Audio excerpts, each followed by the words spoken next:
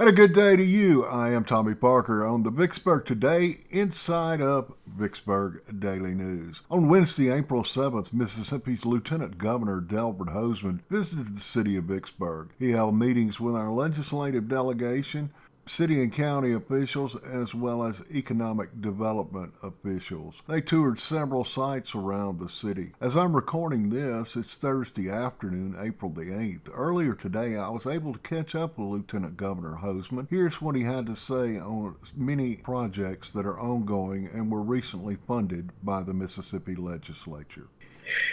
We came over yesterday and went over a whole series of things that we had done in the legislature. And we met with the mayor and the city council, board of supervisors, head of the Chamber of Commerce there, and Don Brown, and just a whole series of people. And part of that was to discuss what we did this past year that affects statutes generally. Then we talked about what Vicksburg had received from the legislature. And Vicksburg had a good year. Senator Hobson was very helpful. And they got $5.1 million to complete Levee Street all the way down to Highway 61 by the casino there. And that is going to open up a whole bunch of land for development down there, but it'll also take all the trucks off Washington Street, and it'll give a direct shot from the port to the interstate without having to go back through Kings and then back down 61 and then back, which we had a lot of accidents on, and then back on the interstate and around the south side to get to the actual interstate bridge going to Louisiana. So I think it's just going to be a tremendous asset to Mississippi. So I went down there with Hibbett Dealing, the mayor, and we walked the area by the railroad track that it'll be following all the way down to the casino, right in front of Golding's barge headquarters and to the casino. So it'll be a 10-foot wide, two 10-foot wide lanes in there, and a jogging and walking and bike path attached to it. So it'll be used a lot for people who want to walk in beautiful views, as you know, when you get down looking at the confluence of the Yazoo and the Mississippi River. Very pleased with that. And we fully funded that from the state. There's no state dollars involved in that. And we funded $500,000 or $500,000 for current work at the current port. They're doing some additional work there. We repaired the bridge and everything, but they're doing other work up there.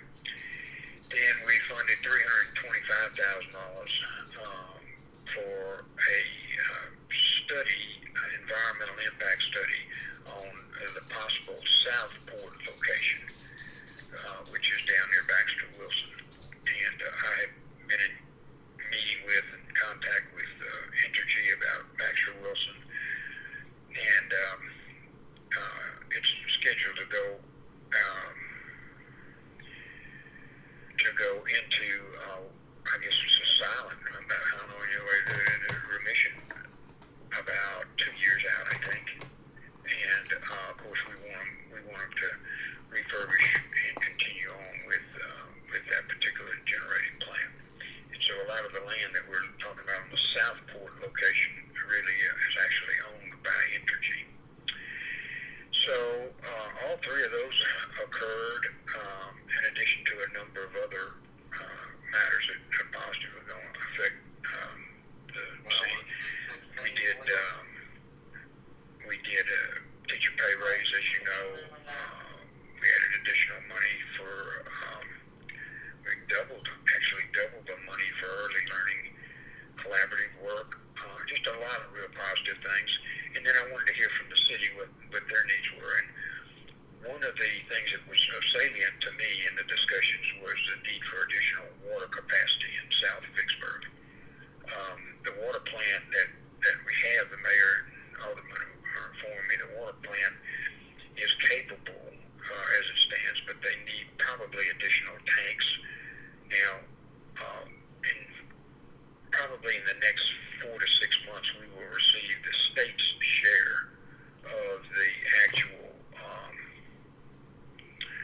Rescue Act money. That is $1.8 billion, and it is to be utilized for water and sewer, as well as PPE and small businesses and economic losses and stuff. But there is a specific water and sewer capacity there. In addition to that, there's a $500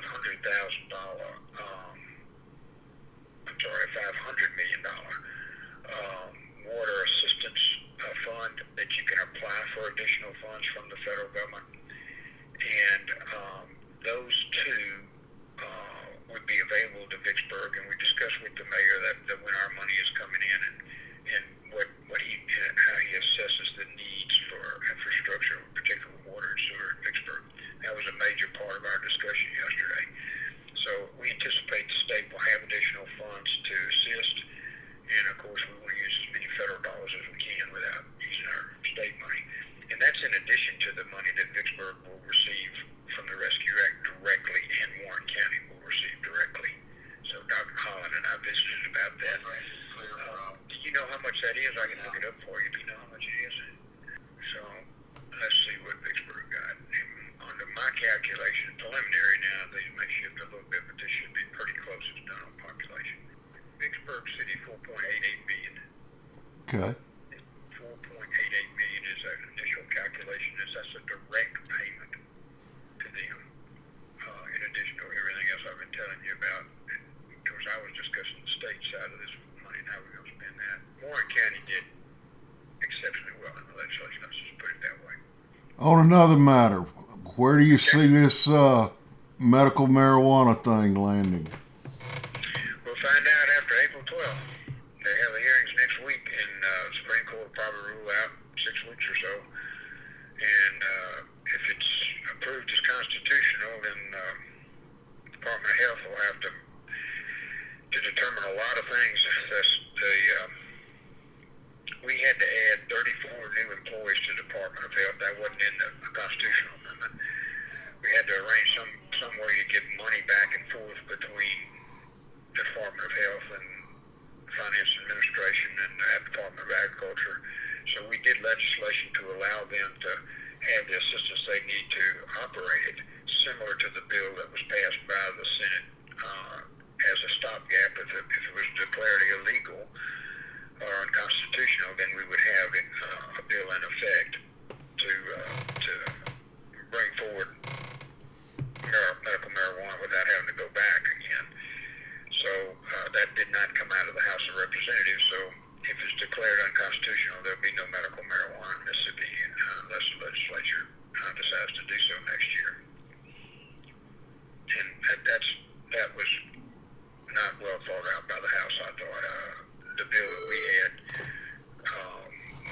made clear how the transfers would be handled and the money would be handled and all that other kind of thing, ensure the integrity of the marijuana people were going to buy for their children and all those other things that should have been done but weren't done in the constitutional amendment.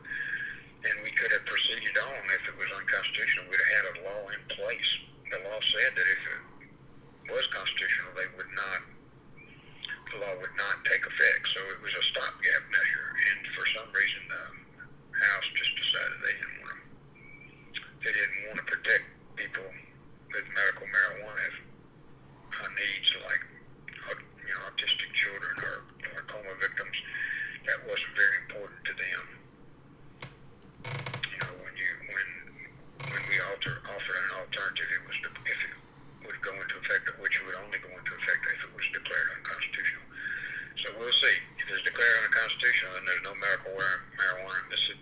Thanks again for joining us here on Vicksburg Daily News. I hope you found this interview insightful and informative. We have an interview scheduled next week with Mr. Pablo Diaz, who is the chairman of the Warren County Partnership, aka the Chamber of Commerce. We're going to discuss this port project as well as take a look at employment opportunities around the city of Vicksburg and Warren County. Many employers are complaining they're having trouble finding people who are willing to work. We're going to discuss that issue with Mr. Diaz, along with some other ongoing projects and issues in our community. Once again, thanks for joining us. I'm Tommy Parker. You're up to date. Please don't be my next news story. And if you do, make it a good one.